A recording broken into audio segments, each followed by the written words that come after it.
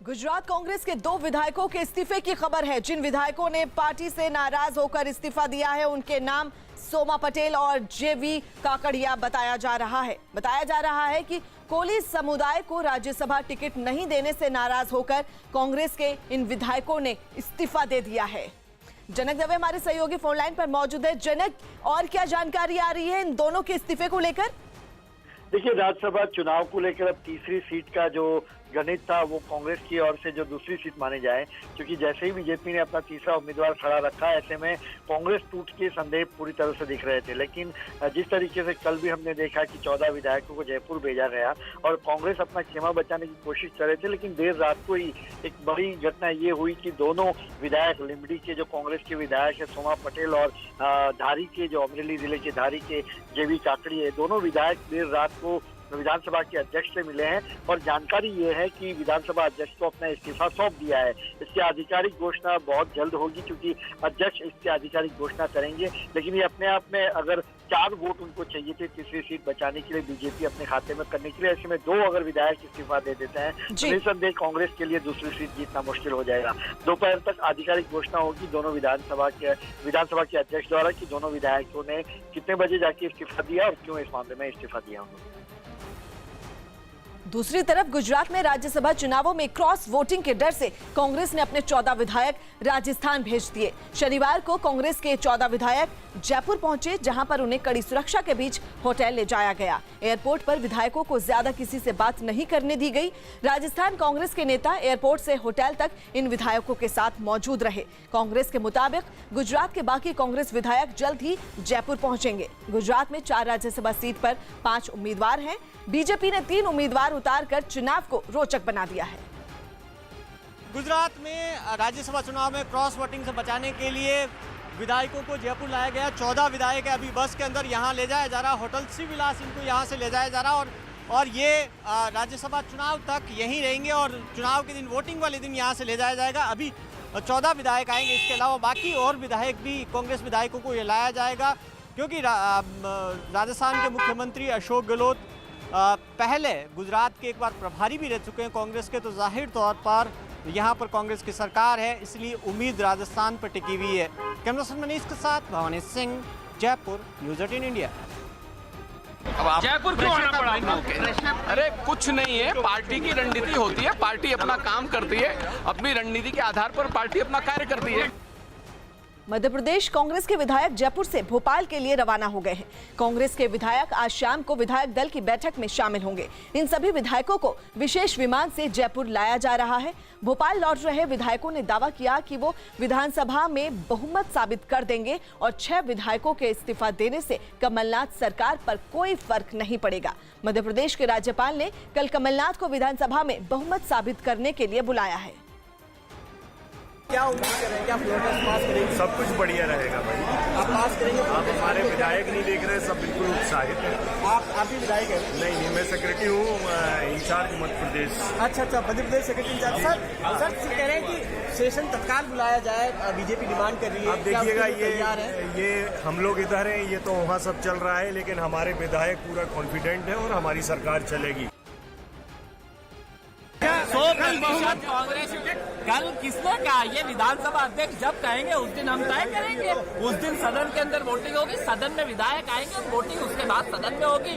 माननीय मुख्यमंत्री जी ने गृह मंत्री को भी पत्र लिखा है कि जो विधायक अगवा है, जो विधायकों को बंधक बना के पूरे देश में रखा है, कहीं ना कहीं उन सबको लाया जाए। उसके बाद फ्लोर टेस्ट सदन के अंदर मंत्री थे। क्या विश्वास प्रस्ताव बाद में लाया जा सकता है? हाँ, विश्वास प्रस्ताव तो बाद में आएगा भाई। जब तक हमारे जो बंधक विधायक हैं, जब तो विश्वास प्रस्ताव आएगा। जब तक जो कांग्रेस के बंधक विधायक हैं वो वापस नहीं आएंगे। बंधक कैसे हैं? उनका फोन कांटेक्ट नहीं है, फोन बंद है, टीवी नहीं देख रहे, तो वो बंधक ही है। जब कांग्रेस के बंधक आएंगे तो फ्लोर टेस्ट होगा। लेकिन 6 मंत्री इस्तीफा दे चुके हैं। 6 मंत्री दे चुके हैं। हम तो किसी भी क्षण तैयार हैं, लेकिन भाजपा भाग रही है। वो विधायकों को लेकर के कहीं कहती है कि ये हमारे साथ आ गए हैं, लेकिन बंगलुरु के अंदर उनको कैद करके रखती है, उनको लाती नहीं है। स्पीकर बुलाते हैं, वो आते नहीं हैं, ये कहने के लिए कि हमने इस्तीफा दिया है। आप जरा ये तो देखिए कि भाजपा क्या क्या प्रपंच कर रही है। तो प्रपंच करके सरकार गिराने का जो षड्यंत्र है भाजपा का, वो फेल होगा। यूपी के बुलंदशहर में हुई एक मुठभेड़ में पुलिस ने 20,000 के एक इनामी बदमाश समेत 3 बदमाशों को गिरफ्तार किया है। बताया गया कि इलाके में बदमाशों के आने की जानकारी मिलने पर पुलिस ने उनकी घेराबंदी की। खुद को घिरता देख बदमाशों ने पुलिस वालों पर फायरिंग शुरू कर दी। जवाबी कार्रवाई में 20,000 का एक इनामी बदमाश घायल हो गया। पुलिस ने गिरफ्तार किए बदमाशों में से एक बाइक, एक रिवॉल्वर और एक तमंचा बरामद करने का दावा किया है। दिल्ली के पास गाजियाबाद में रात के अंधेरे में एक तेज रफ्तार बस ने ट्रैक्टर ट्रॉली को टक्कर मार दी। जिस वक्त यह हादसा हुआ वहां से कई गाड़ियां गुजर रही थीं। एक ट्रैक्टर ट्रॉली को उसके पीछे से आ रही रोडवेज की बस ने तेज टक्कर मार दी। यह हादसा इतनी जल्दी में हुआ कि ट्रैक्टर चला रहे आदमी को संभलने का मौका भी नहीं मिला और बस की टक्कर से ट्रैक्टर के परखच्चे उड़ गए। लेकिन भीषण टक्कर होने के बाद भी बस की रफ्तार कम नहीं हुई और वो तेजी से आगे बढ़ते हुए सड़क किनारे बनी एक दीवार से जाकर टकरा गई। इस दौरान सड़क के दूसरी तरफ से भी कई गाड़ियां गुजर रही थीं और हादसे के बाद ट्रैक्टर का कुछ हिस्सा सड़क के दूसरी तरफ भी गिर गया और वहां से गुजर रही गाड़ियां रुक गई। इस हादसे में एक आदमी की मौत हो गई, जिसके बाद पुलिस ने केस दर्ज कर जांच तेज कर दी। पूरे देश में कोरोना वायरस के कुल 84 मामले सामने आ चुके हैं, जिसमें से 10 मरीज ठीक भी हो चुके हैं। यूपी में 12 लोगों में कोरोना वायरस की पुष्टि हुई है, जिसमें से आगरा में 7, गाजियाबाद में 2, नोएडा में 1 और लखनऊ में 2 लोगों में कोरोना वायरस मिले हैं। मणिपुर की राजधानी इम्फाल में एक समुदाय के लोगों की पुलिस वालों से झड़प हो गई। बताया गया कि पुलिस वालों ने कुछ लोगों को जांच के लिए रोक दिया था, जिसके बाद यह हंगामा शुरू हुआ, जो थोड़ी ही देर में पथराव और फायरिंग में बदल गया। नाराज लोगों ने पुलिस वालों पर हमला बोल दिया।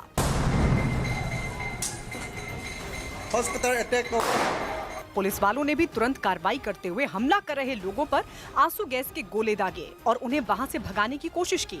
इस दौरान वहां रहने वाले लोग बचकर भागने लगे, लेकिन नाराज लोग फिर भी शांत नहीं हुए और झड़प जारी रही। कुछ लोग हाथों में डंडे लेकर सुरक्षा बल की गाड़ी में भी तोड़फोड़ करते दिखाई दिए। इस झड़प में सुरक्षा बल के कई जवान घायल हो गए, जबकि कुछ आम लोगों को भी चोट लग गई, जिसके बाद इन सभी को अस्पताल में भर्ती करवाया गया। और इस वक्त की बड़ी खबर आपको बता दें, भारत में कोरोना वायरस के मामले तेजी से बढ़ रहे हैं। देश में अब तक कुल 93 मामले सामने आए हैं। कल ये संख्या 84 थी, जो बढ़कर अब 93 हो चुकी है। रवि सिंह हमारे सहयोगी इस वक्त फोन लाइन पर मौजूद हैं। रवि, 84 से मामले बढ़कर 93 हो गए, अच्छे संकेत नहीं है ये? देखिए, मामलों की संख्या लगातार बढ़ रही है और आज के 4 से 5 दिन पहले ये आंकड़े 1 से 2 ही बढ़ते थे, लेकिन ये देखने को मिला है कि पिछले 4 या 5 दिन से आंकड़े लगातार बढ़ रहे हैं, जिनमें 4, 5, 6 मरीज एक दिन में या 10 मरीजों की संख्या बढ़ रही है। 93 मामले हैं। 93 मामले में मैं बता दूं कि इसमें से 76 ऐसे मरीज हैं जो भारतीय हैं, जबकि 17 विदेशी नागरिक हैं। जो विदेशी नागरिकों की संख्या है वो अभी वही है, यानी उसमें आंकड़े नहीं बढ़े हैं, उसमें बढ़ोतरी नहीं हुई है। भारतीय मरीजों की संख्या बढ़ी है। सबसे ज्यादा जो मामले हैं वो केरल से हैं, जहां पर 22 मरीज सामने आए हैं, जबकि महाराष्ट्र से 19 हैं, लद्दाख से 3 हैं, उत्तर प्रदेश से 11 मामले हैं, दिल्ली से अभी 7 ही आंकड़ा है और कर्नाटक से 6 है। 2 जो है मौत के मामले आए हैं, जिसमें एक कर्नाटक और एक दिल्ली से है।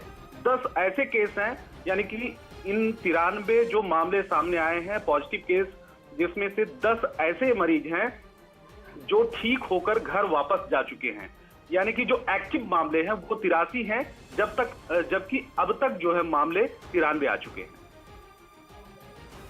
बिल्कुल, और आपको बता दें कि 84 से बढ़कर संख्या 93 हो गई है और लगातार ये आंकड़ा बढ़ता जा रहा है। तो वहीं कोरोना वायरस के बढ़ते मामलों की वजह से केंद्र सरकार ने पाकिस्तान में श्री करतारपुर साहिब जाने पर भी रोक लगा दी है। सरकार ने 16 मार्च से करतारपुर जाने के लिए रजिस्ट्रेशन बंद करने का आदेश जारी कर दिया है और यह फैसला अगले आदेश तक लागू रहेगा। इसके साथ ही बांग्लादेश, नेपाल, भूटान और म्यांमार से सड़क रास्ते आने वाले यात्रियों पर भी रोक लगा दी गई है। अमित पांडे हमारे सहयोगी फोन लाइन पर मौजूद हैं। अमित, और क्या जानकारी? देखिए, कोरोना वायरस के मद्देनजर रखते हुए जितने भी जो बॉर्डर हैं उनको उनसे आवाजाही यहाँ पर बंद कर दी गई है। और चूंकि ये प्रक्रिया पहले से जारी है, लेकिन अब भारत पाकिस्तान की सीमा या फिर भारत बांग्लादेश की सीमा, भारत म्यांमार की सीमा, उस सारी सीमाओं को यहाँ पर सील कर दिया गया है और वहाँ से आवाजाही बंद कर दी गई है। तो कुल मिलाकर, जिसमें करतारपुर कॉरिडोर भी शामिल है, अभी जो लोगों की आवाजाही है वो ना हो सके, इस वायरस का स्प्रेड ना हो सके। और ये एक प्रिवेंटिव मेजर भारत सरकार की ओर से लिया गया है और जब तक स्थिति सामान्य नहीं होती तब तक ये आदेश आने वाले दिनों में ऐसे ही अमल रहेंगे। दक्षिण पूर्वी चीन के जियांगशी प्रांत में 2 ट्रकों की आमने सामने जोरदार भिड़ंत हो गई। वहां गलत तरीके से ओवरटेक करने की वजह से एक ट्रक दूसरे ट्रक के सामने आ गया, जिसने ओवरटेक करने वाले ट्रक को जबरदस्त टक्कर मार दी। इससे पहले वो ट्रक सड़क से गुजर रही दूसरी गाड़ियों को खतरनाक तरीके से ओवरटेक करता नजर आया, लेकिन जैसे ही उसने एक कार को ओवरटेक किया, वो सामने से आ रहे एक तेज रफ्तार ट्रक की चपेट में आ गया। जोरदार टक्कर के बाद दूसरा ट्रक भी बेकाबू हो गया और वो आगे बढ़ते हुए वहां से गुजर रही एक कार से टकरा गया। ट्रक की रफ्तार इतनी तेज थी कि वो टक्कर मारने के बाद भी नहीं रुका और कार को घसीटते हुए आगे बढ़ता रहा। इस हादसे में ओवरटेक करने वाले ट्रक के भी परखचे उड़ गए, जबकि कार को भी भारी नुकसान पहुंचा। हालांकि अच्छी बात यह रही कि इस खतरनाक हादसे में किसी की भी जान नहीं गई। मध्य प्रदेश के 6 मंत्रियों को उनके पद से हटाए जाने को राज्यपाल से मंजूरी मिलने के बाद स्पीकर एनपी प्रजापति ने भी उनके इस्तीफे मंजूर कर लिए हैं। कमलनाथ सरकार से बगावत करने वाले मंत्री तुलसी सिलावट, इमरती देवी, प्रद्युमन सिंह तोमर, महेंद्र सिंह सिसोदिया, गोविंद राजपूत और प्रभुराम चौधरी ने अपने पद और विधायक की सदस्यता से इस्तीफा दे दिया है। सभी मंत्री इस समय दूसरे बागी विधायकों के साथ बेंगलुरु में हैं। श्री गोविंद राजपूत, श्री महेंद्र सिंह सिसोदिया, श्री प्रभुराम चौधरी, श्री प्रद्युमन तोमर, श्री तुलसीराम सिलावट, श्रीमती इमरती देवी सदस्यों को उनके त्यागपत्र की पुष्टि हेतु प्रथम बार दिनांक 13/3/2020 को उपरांत 3:30 बजे से 6 बजे तक मेरे विधानसभा स्थित कक्ष में उपस्थित होने हेतु सूचित किया गया था। उनके द्वारा इस संबंध में इलेक्ट्रॉनिक मीडिया में दिए गए समाचार से प्रश्न चिन्ह भी उपस्थित हो रहे हैं।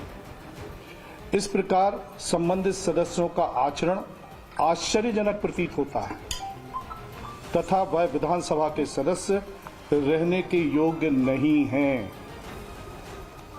अतः विधानसभा प्रक्रिया तथा कार्य संचालन संबंधित नियम 276 के अंतर्गत उपरोक्त सभी सदस्यों द्वारा दिनांक 10/3/20 से सभा से दिए गए त्यागपत्र को स्वीकार किया जाता है। दूसरी तरफ कमलनाथ सरकार को संकट में डालने वाले 22 विधायक इस समय बेंगलुरु में हैं। इन सभी विधायकों ने अपने इस्तीफे भेज दिए हैं, लेकिन मध्य प्रदेश विधानसभा के स्पीकर एनपी प्रजापति ने इसे स्वीकार नहीं किया है। स्पीकर ने सभी विधायकों को शनिवार तक विधानसभा में उपस्थित होकर व्यक्तिगत रूप से इस्तीफा देने को कहा है, लेकिन कोई भी विधायक भोपाल नहीं पहुंचा।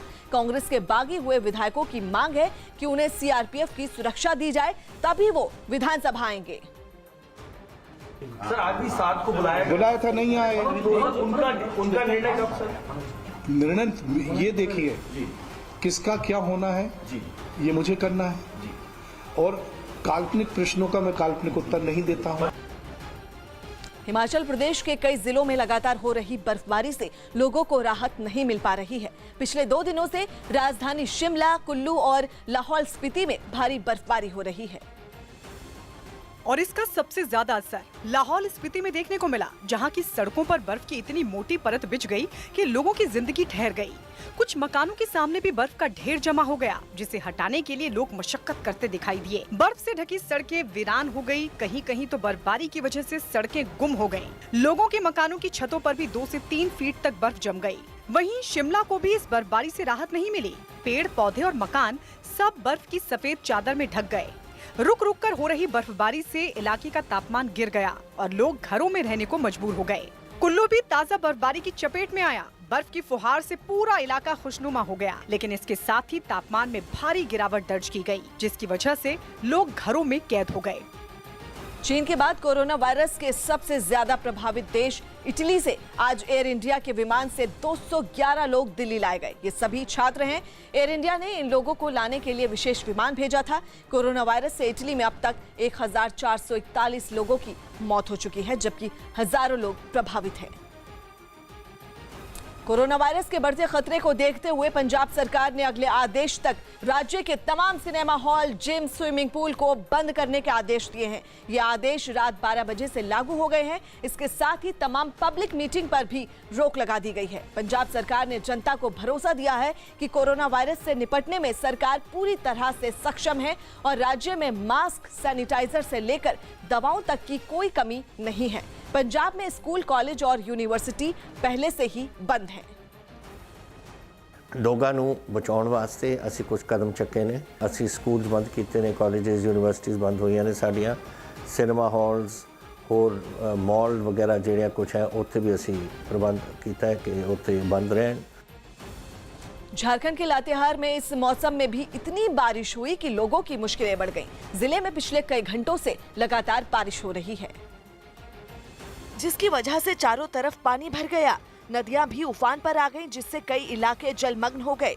लोगों को इस मौसम में इतनी बारिश की उम्मीद नहीं थी। भारी बारिश से सड़कों पर नदी की तरह पानी बहने लगा। एक सड़क का हाल तो ऐसा हो गया जैसे वो पानी में गायब हो गई हो। कई लोगों ने तो अपनी गाड़ियां पानी के तेज बहाव की वजह से खड़ी कर दी, लेकिन कुछ गाड़ियां उसी बहाव को पार करती नजर आईं। हालांकि ये काफी खतरनाक साबित हो सकता था। सड़कों पर पानी भरने से कई जगहों पर ट्रैफिक जैम भी हो गया। लगातार हो रही बारिश से लोग अपने घरों में कैद होने को मजबूर हो गए। इस बारिश से एक बार फिर जिले में ठंड बढ़ गई। जम्मू कश्मीर के कुपवाड़ा में सुरक्षा बल ने 2 आतंकियों को गिरफ्तार किया है। इन आतंकियों के पास से भारी मात्रा में हथियार और गोला बारूद बरामद किया गया है, जिसमें एक राइफल, 3 मैगजीन, एक ग्रेनेड लॉन्चर और पिस्तौल के साथ गोलियां भी बरामद की गई हैं। इसके अलावा सुरक्षा बल ने उत्तर कश्मीर के सोपोर से भी एक आतंकी को गिरफ्तार किया है, जो हाल ही में एक आतंकी संगठन से जुड़ा था। कुदरत जब अपने एक्शन में आती है तो उस एक्शन के सामने कोई नहीं टिक सकता, तो बचाव के तमाम संसाधन धरे के धरे रह जाते हैं। ऐसा ही कुछ हुआ यूपी के बुलंदशहर में, जहां आए बवंडर ने जमकर तबाही मचाई। बुलंदशहर में आसमानी आफत,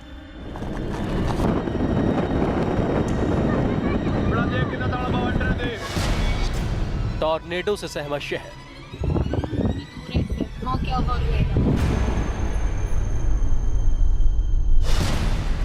आसमान में उठा धूल का गुबार। लोगों पर पड़ी मौसम की मार। ये रोंगटे खड़े कर देने वाली तस्वीरें हैं उत्तर प्रदेश के बुलंदशहर की।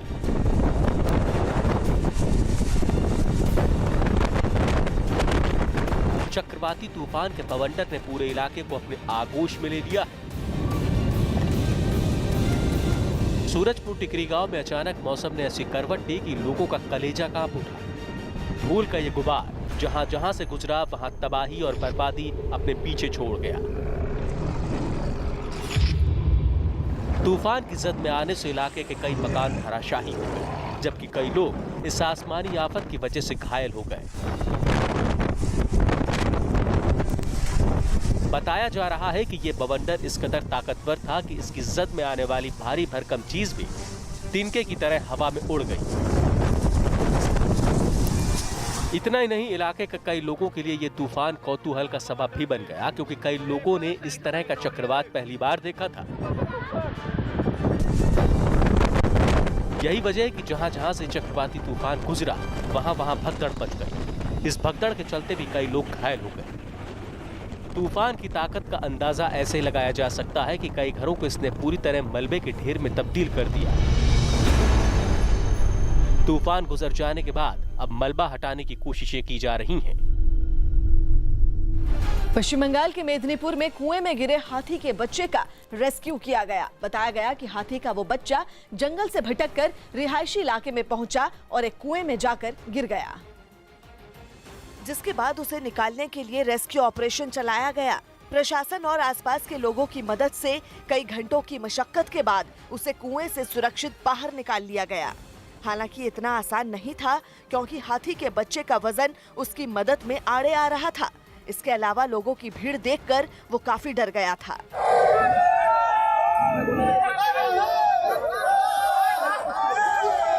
हाथी के बच्चे को कई मोटी रस्सियों से बांधा गया और फिर धीरे धीरे उसे कुएं से बाहर निकाला गया।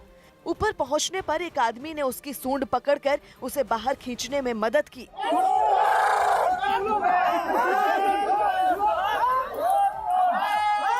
कुएं से बाहर आते ही वो अपने पैरों पर खड़ा हो गया। हालांकि उसे काफी चोटें भी आई थीं। बताया गया कि बाहर निकलकर वो वापस जंगल में चला गया। कोरोना वायरस के खिलाफ पूरे देश में जंग की शुरुआत हो गई है। महाराष्ट्र विधानसभा में भी मंत्री असलम शेख ने कोरोना वायरस से बचाव के लिए सैनिटाइजर बांटे। मंत्री असलम शेख अपने साथ सैनिटाइजर की कई बोतलें लेकर आए थे और उन्हें दूसरे विधायकों और विधानसभा के दूसरे कर्मचारियों के बीच बांटा। इस दौरान उन्होंने वहां पर मौजूद लोगों से साफ सफाई का खास ध्यान रखने और कोरोना वायरस के खिलाफ जागरूकता फैलाने की अपील भी की। चीन में कोरोना वायरस से निपटने के लिए पुलिस वालों को एक खास तरह का हेलमेट दिया गया है जो लोगों के शरीर का तापमान रिकॉर्ड कर सकता है। वहां सिचुआन समेत कई इलाकों में पुलिस वाले इस तरह के हेलमेट पहने दिखे, जिनकी मदद से वो भीड़ में शामिल लोगों के शरीर का तापमान दर्ज करते नजर आए। इस हेलमेट में एक खास तरह का इंफ्रारेड कैमरा लगा है जो 5 मीटर तक की दूरी पर मौजूद किसी भी इंसान के शरीर के तापमान को रिकॉर्ड कर सकता है। अगर किसी इंसान के शरीर का तापमान ज्यादा मिला तो पुलिस वालों को अपने आप ही पता चल जाएगा और उस इंसान की जांच की जा सकेगी। दावा किया गया कि ये हेलमेट सिर्फ 2 मिनट में ही 100 लोगों के शरीर के तापमान को दर्ज कर अलर्ट भेज सकता है। वहां ज्यादा से ज्यादा लोगों की सेहत की निगरानी की जा सके, इसके लिए खास हेलमेट से लैस कई पुलिस वाले भीड़ भाड़ वाली जगहों पर तैनात नजर आए। यूपी के हरदोई में बीच सड़क पर 2 लोगों के बीच जमकर मारपीट हुई। आरोप है कि एसडीएम दफ्तर के कर्मचारी ने बाइक सवार 2 लोगों के साथ बदसलूकी की, जिसके बाद दोनों के बीच सड़क पर ही तीखी बहस होने लगी और थोड़ी ही देर में ये बहस हाथापाई में बदल गई। इस दौरान कुछ लोग आपस में लड़ रहे दोनों लोगों को रोकने की कोशिश करने लगे, लेकिन उनकी कोशिश बेकार हो गई और दोनों लोग आपस में मारपीट करते रहे। इस दौरान एक आदमी सड़क पर भी गिर गया, जबकि दूसरा आदमी उसे लात घूंसों से पीटता रहा।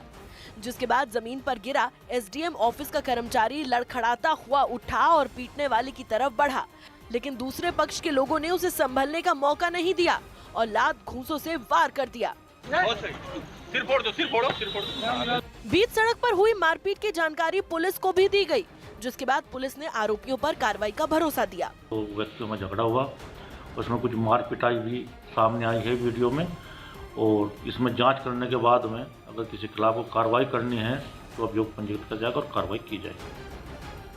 कोरोना वायरस के खौफ का असर कारोबार पर भी पड़ रहा है। पर्यटन और होटल के बाद अब थोक भाव बाजार पर भी इसका असर दिखाई दे रहा है। महाराष्ट्र में नवी मुंबई की सबसे बड़ी एपीएमसी मंडी भी इस समय खाली पड़ी हुई है। इस मंडी से पूरे महाराष्ट्र में फल और सब्जियों की सप्लाई होती है। इतना ही नहीं, फल और सब्जियां यहां से विदेशों में भी सप्लाई की जाती हैं, लेकिन आजकल यहां पर कोई खरीदार नहीं पहुंच रहा है। कोरोना वायरस की वजह से खाड़ी देशों को जाने वाली उड़ानें रद्द हो गई हैं, जिसकी वजह से विदेश में की जाने वाली सप्लाई पूरी तरह से ठप हो गई है। कोरोना वायरस की वजह से आम के कारोबार के ऊपर काफ़ी असर अभी दिखने को स्टार्ट हो गया है। इस साल एक तो आम का सीज़न 1-1.5 महीना लेट चालू हो गया है और अभी सीज़न की शुरुआत हो गई है, और अनफॉर्चुनेटली कोरोना वायरस की वजह से जो बाय एयर से जो एक्सपोर्ट हो रहा था वो 100% स्टॉप हो गया है। उत्तर प्रदेश के अलीगढ़ में भारतीय जनता पार्टी के कार्यकर्ताओं ने एक कॉलेज के बाहर प्रदर्शन किया। ये लोग भारतीय जनता युवा मोर्चा के एक नेता की गिरफ्तारी से नाराज थे, जिसके विरोध में ये सभी लोग एक कॉलेज के बाहर एकजुट हुए और नेता की गिरफ्तारी के खिलाफ प्रदर्शन किया। प्रदर्शन में शामिल लोगों ने पुलिस पर निर्दोष लोगों को गिरफ्तार करने का भी आरोप लगाया। अलीगढ़ प्रशासन हमारे उस राष्ट्रवादी भाई को जेल भेजने का काम करता है जो उनके साथ कदम से कदम मिलाकर खड़ा है। प्रदर्शन की जानकारी मिलते ही पुलिस के कई अधिकारी भी पहुंच गए और प्रदर्शन कर रहे लोगों को कार्रवाई का भरोसा देकर शांत किया। इस मामले में जांच भी की जा रही है और जो सबूत है उसके आधार पर कार्रवाई भी कर रही है। केरल के कोच्चि में धार्मिक कार्यक्रम के दौरान एक हाथी के बेकाबू होने से वहां अफरा तफरी मच गई। घटना तब हुई जब एक मंदिर में चल रहे कार्यक्रम में वहां कई हाथियों को सजाकर एक लाइन में खड़ा किया गया था, लेकिन तभी एक हाथी बेकाबू हो गया और इधर उधर भागने लगा, जिसकी वजह से वहां खड़ा एक दूसरा हाथी भड़क गया और आगे की तरफ बढ़ने लगा, जिसे रोकने के लिए एक आदमी हाथी की पूंछ पकड़कर उसे खींचने की कोशिश करने लगा, लेकिन इसके बाद भी हाथी नहीं रुका। हाथी की पीठ पर कई लोग सवार थे, जिन्होंने गिरने के डर से एक दूसरे को जोर से पकड़ रखा था। इसके बाद कई लोग हाथी को रोकने के लिए उसकी पूंछ को जोर जोर से खींचने लगे। हाथी के पैरों में जंजीर भी बंधी हुई थी, लेकिन इसके बाद भी हाथी रुकने का नाम नहीं ले रहा था। इस दौरान वहां मौजूद कई लोग खुद को बचाने के लिए इधर उधर भागते नजर आए, जबकि कई लोग हाथी को रोकने के लिए उसके पीछे पीछे भागते दिखे। लेकिन तमाम कोशिशों के बाद भी हाथी को रोका नहीं जा सका और वो भागते भागते वहां से दूर निकल गया। हालांकि दूसरे हाथियों को उनके महावतों ने काबू कर लिया। कोरोना वायरस के कोहराम के बीच ईरान में फंसे 234 भारतीयों को विदेश मंत्रालय की मदद से भारत लाया गया, जिन्हें राजस्थान के जैसलमेर में 14 दिन तक सेना की निगरानी में रखा जाएगा। भारत लौटे इन लोगों में 131 छात्र तो 103 श्रद्धालु शामिल हैं। इस बात की जानकारी विदेश मंत्री एस जयशंकर ने अपने ट्वीट के जरिए दी। विदेश मंत्री ने ईरान में भारत के राजदूत को इसके लिए खास तौर पर धन्यवाद दिया और इसके साथ ही ईरान की सरकार का भी विदेश मंत्री ने अपने ट्वीट के जरिए शुक्रिया अदा किया। ईरान में कोरोना वायरस के मामले लगातार बढ़ रहे हैं, जबकि 500 से अधिक लोगों की वहां इस वायरस के चलते मौत हो चुकी है। विदेश मंत्री एस जयशंकर ने ट्वीट किया। उन्होंने अपने ट्वीट में लिखा कि ईरान में फंसे 234 भारतीय वापस भारत लौट आए हैं। इनमें 131 छात्र और 103 श्रद्धालु शामिल हैं। आपकी कोशिशों के लिए शुक्रिया। कोरोना वायरस के बढ़ते मरीजों की वजह से कोलकाता में भी लोग भीड़ भाड़ी वाली जगह पर जाने से बच रहे हैं। जिन जगहों पर आमतौर पर भीड़ रहती थी, वो इलाके खाली नजर आ रहे हैं, जिसकी वजह से शहर के शॉपिंग मॉल और सिनेमा हॉल के बाहर कुछ लोग ही दिखाई दिए। हम लंदन के बाहर हैं। इसको संस्कृति का हिस्सा कहा जा सकता है। पश्चिम बंगाल के, कोलकाता के यहाँ पर जो सिनेमा हॉल हैं, कई स्क्रीन है, वहाँ भी लोग नहीं आ रहे हैं। सिनेमा हॉल पहुँचे लोगों ने भी बताया कि आम दिनों के मुकाबले अब कुछ ही लोग वहाँ पहुँच रहे हैं। शो सारे चल रहा है, इतना आदमी कम हो रहा है, इसलिए तो सारे दिख नहीं रहा है इतना आदमी। अमेरिका के राष्ट्रपति डोनाल्ड ट्रंप ने भी अपना कोरोना वायरस टेस्ट करवाया है। हालांकि अभी तक इस टेस्ट की रिपोर्ट नहीं आई है। खुद राष्ट्रपति ट्रंप ने मीडिया को टेस्ट की जानकारी दी। व्हाइट हाउस के डॉक्टर के मुताबिक ट्रंप की कोरोना वायरस रिपोर्ट नेगेटिव है। एक दिन पहले ही प्रेस कॉन्फ्रेंस के दौरान पत्रकारों ने ट्रंप से कोरोना वायरस टेस्ट को लेकर सवाल किए थे। दरअसल ट्रंप पिछले दिनों ब्राजील के राष्ट्रपति और एक उनके साथ आए प्रतिनिधि मंडल से मिले थे। बाद में इस प्रतिनिधि मंडल में एक अधिकारी को कोरोना वायरस की पुष्टि हुई थी। तब से ही राष्ट्रपति ट्रंप के स्वास्थ्य को लेकर चिंता जताई जा रही थी। एक तरफ डॉक्टर जहां दुनिया भर में फैले कोरोना वायरस का सफल इलाज नहीं तलाश पाए हैं, तो वहीं यूपी में हरदोई में लोगों ने कोरोना वायरस का तोड़ निकाल लिया है। यहां हनुमान भक्तों ने कोरोना वायरस से निपटने के लिए सुंदरकांड का आयोजन करवाया, जिसमें श्रद्धालुओं ने बढ़ चढ़कर हिस्सा लिया। इस दौरान हनुमान जी से देश और दुनिया को कोरोना वायरस से बचाने की प्रार्थना की गई।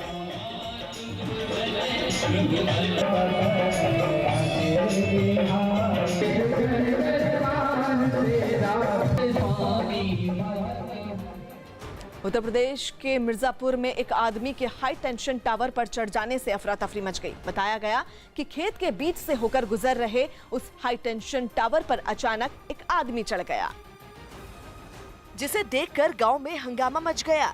वो आदमी टावर के सबसे ऊपरी छोर पर जाकर बैठा था, जो करीब 100 फीट ऊंचा था। ये देखकर लोगों की सांसें अटक गईं, क्योंकि जरा सी चूक से वो आदमी सीधा नीचे गिर सकता था। लोगों ने तुरंत इसकी खबर पुलिस को दी, जिसके बाद वहां पहुंची पुलिस उसे नीचे उतारने की कोशिश में जुट गई। नीचे आ जाओ, आओ पानी उनी पियो, पानी में आ गए, आ जाओ, अपनी बात बताओ। हालांकि पुलिस की इस अपील के बावजूद वो आदमी नीचे नहीं उतरा। बीच बचाव में कभी वो हाई टेंशन तारों पर जाकर भी बैठ जाता था। बताया गया कि इस घटना की खबर मिलने के बाद बिजली विभाग ने उस टावर से होकर गुजरने वाली बिजली की सप्लाई रोक दी थी। हिमाचल प्रदेश के लाहौल स्पीति में दूसरे दिन भी बर्फबारी जारी रही। केलोंग और उसके आसपास के इलाकों में 2 फीट तक बर्फ गिरी, जबकि कई दूसरे इलाकों में भी काफी अच्छी बर्फबारी हुई। लगातार हो रही बर्फबारी से इलाके के लोगों का जीवन अस्त व्यस्त हो गया है। हालात ये हैं कि सड़कें बर्फ से ढकने की वजह से यातायात पूरी तरह से ठप हो गया है। ज्यादातर इलाकों में फोन, इंटरनेट, बिजली की सुविधा मिलना मुश्किल हो गया है, तो वहीं बर्फबारी की वजह से चट्टान खिसकने की आशंका की वजह से लोगों को अपने घरों में रहने की एडवाइजरी जारी की गई है। मिस्र की राजधानी काहिरा में 90 साल से बंद एक पिरामिड को फिर से पर्यटकों के लिए खोला जाएगा। दावा किया जाता है कि ये मिस्र में बना सबसे पुराना पिरामिड है, जो करीब 4700 साल पुराना है। ये पिरामिड 27वीं शताब्दी ईसा पूर्व में मिस्र के राजा जोसर को दफनाने के लिए बनाया गया था, जिसे 1930 में बंद कर दिया गया क्योंकि इस पिरामिड के पत्थर तब टूटकर गिरने लगे थे। 2011 में ब्रिटेन की एक कंपनी को इस पिरामिड की मरम्मत का काम मिला, जो अब पूरा हो चुका है। उम्मीद जताई जा रही है कि यह पिरामिड इसी साल से पर्यटकों के लिए खोल दिया जाएगा। मध्य प्रदेश विधानसभा सत्र के शुरू होने से पहले कांग्रेस ने अपनी सभी विधायकों के लिए व्हिप जारी की है। कांग्रेस की तरफ से जारी व्हिप में सभी विधायकों को 16 मार्च से 3 अप्रैल तक चलने वाले विधानसभा की कार्रवाई में उपस्थित रहने को कहा गया है। इसके साथ ही साफ साफ कहा गया है कि जो विधायक इस दौरान उपस्थित नहीं रहेगा और इस व्हिप का उल्लंघन करेगा, उसकी सदस्यता जा सकती है। व्हिप जारी किया है और हमेशा करते रहे हैं जब भी हमें ज़रूरत हुई है। मैं पूरे विधानसभा सत्र के लिए मैंने आज व्हिप जारी कर दिया है। सभी माननीय सदस्यों को उनको का अनुरोध किया कि सभी अनिवार्य रूप से उपस्थित रहें। दिल्ली के पास फरीदाबाद में चोरों ने एटीएम को काट कर उसमें रखे लाखों रुपए चुरा लिए। चोरी की यह घटना पंजाब एंड सिंध बैंक के एक एटीएम में हुई, जहां गैस कटर लेकर पहुंचे 2 चोरों ने एटीएम मशीन को काट दिया। बताया गया कि एटीएम में करीब 8 लाख रुपए थे, जिसे चुराने के लिए चोरों ने पहले एटीएम के शटर को तोड़ा और उसके अंदर जाकर एटीएम मशीन को काट दिया और उसमें रखे लाखों रुपए चुरा लिए। दोनों चोर गाड़ी से वहां पहुंचे थे। कुछ अज्ञात लोगों ने उसको एटीएम को गैस कटर से काटकर उसमें से कैश निकाल लिए। वहीं इस घटना से आसपास के लोगों की परेशानी भी बढ़ गई। बताया गया कि पूरे इलाके में ये केवल एक ही एटीएम था और यहाँ पे करीब 8-10 गाँव के बीच में ये एक ही ब्रांच है, जिसके साथ ये एटीएम लगा हुआ है, इन्हीं ब्रांच का। और इससे लोगों को इतनी सुविधा होती है कि एटीएम से कि उन्हें शहर नहीं भागना पड़ता। चोरी की वारदात एटीएम में लगे सीसीटीवी कैमरे में रिकॉर्ड हो गई, जिसकी मदद से पुलिस आरोपियों को पकड़ने में जुट गई। जम्मू कश्मीर में नई बनी अपनी पार्टी के प्रतिनिधिमंडल ने पीएम मोदी से मुलाकात की। जम्मू कश्मीर में आर्टिकल 370 हटने के बाद नई बनाई गई अपनी पार्टी के 24 सदस्यों के प्रतिनिधिमंडल ने दिल्ली में प्रधानमंत्री नरेंद्र मोदी से मुलाकात की। यूपी के बागपत बड़ौत में मूसलाधार बारिश और ओले गिरने से दर्जनों किसानों की लाखों की खड़ी फसल बर्बाद हो गई। गुजरात के सूरत में कोरोना वायरस से बचाने का दावा करने वाले एक गैर सरकारी संगठन ने सड़क पर राह चलते लोगों को काढ़ा पिलाया, जिसे पीने से कोरोना वायरस न होने का दावा किया गया। इंडोनेशिया के जावा शहर में कोरोना वायरस के मामलों में इजाफा होने के बाद बड़ी संख्या में चमगादड़ों को जला दिया गया। यूपी के सिद्धार्थनगर में एक कार के राप्ती नदी में गिरने से उसमें सवार 3 लोगों की मौत हो गई, जबकि एक को बचा लिया गया।